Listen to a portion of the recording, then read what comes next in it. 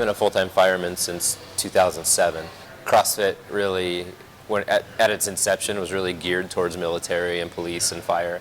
And so at the firehouse, a lot of us were kind of toying around with it, looking at the website and trying things. We were doing it completely wrong, but we were trying it. And then when Noah got back from paramedic school, we decided to do it in his garage and actually have a place where we could try and do it the right way.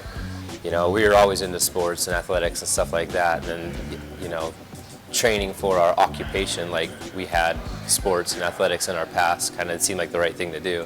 So CrossFit came out, we looked at it, it seemed like a cool thing to try, and we kind of just started it from there, mostly for our careers, I guess.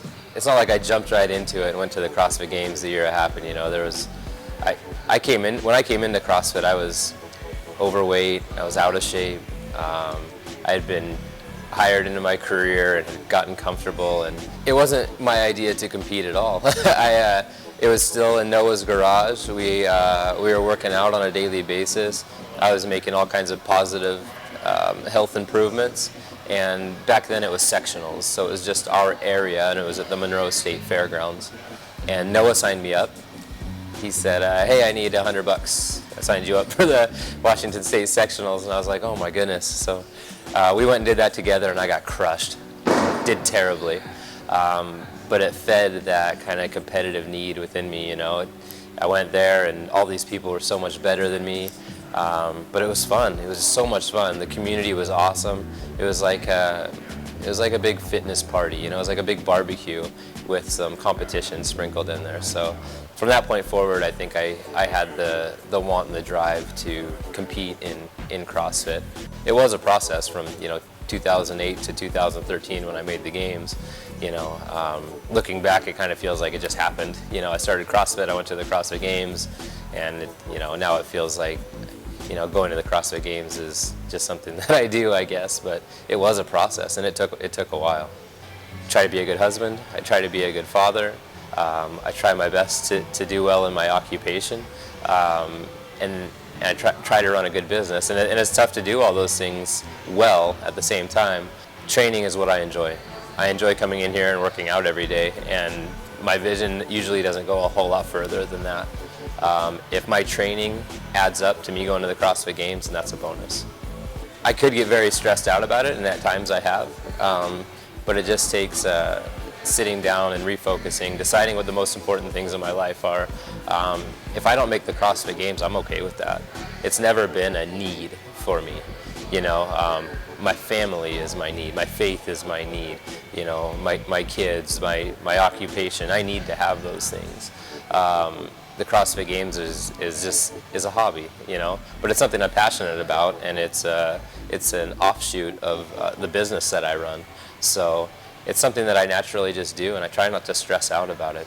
We use that tagline all the time, the community will keep you here. But it's true, the support you receive, the friendships you create is unlike anything else. I think we've lost that in society, that just community, that cultural togetherness. And coming in here and doing something hard together is necessary, I think. A lot of us become so introverted and encapsulated in our cubicles or in our rooms or our computers or whatever. Taking that hour or two to come in here and be around other people and to be social and to suffer a bit alongside somebody else, and sharing that pain a little bit is beneficial and helpful, I think. You could pull anybody aside that walks through the door and they'll have a story for you, and any one of them could inspire you to be better or to progress. And it's tough to pick one out because there's so many, as people share their lives with us. I mean, the stuff you hear, the things people tell you, it's amazing, and that's what we want. We want them to come in here and feel comfortable with their story, with their journey. It really doesn't matter where you start, it's just where you see yourself going, and if we can help you get there.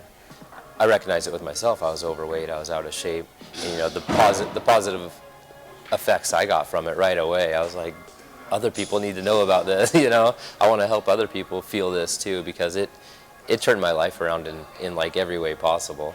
I was unhealthy. I didn't know that I realized it, but I was a little unhappy. Things that shouldn't have been difficult for me were, and I didn't realize it until I turned it around and made those changes. So my relationships improved, my health improved, everything improved. And I just wanted other people to feel a little bit of that too. Recognize where you want to go. Recognize that it's going to be a process. It's not going to happen overnight, and there are going to be struggles. But if your why is big enough, if you understand why you're doing it, if you can always remember back to why you started the journey in the first place, it'll usually help you power through those difficulties. Any process you go through, whether it's getting healthier, becoming more fit, starting a new business, growing your family, whatever it happens to be, there's going to be those little difficulties, and it's all in how you perceive those difficulties. If you enjoy the process and you enjoy constantly growing towards the next level, those little negative aspects, those little setbacks, don't seem like such a big deal. So know that there's going to be hardships, know that there's going to be tough times, but if you keep your eye on the goal and just constantly focus on the little victories, then the big victory will come closer and closer all the time. Got this feeling in our souls we carry. It's about to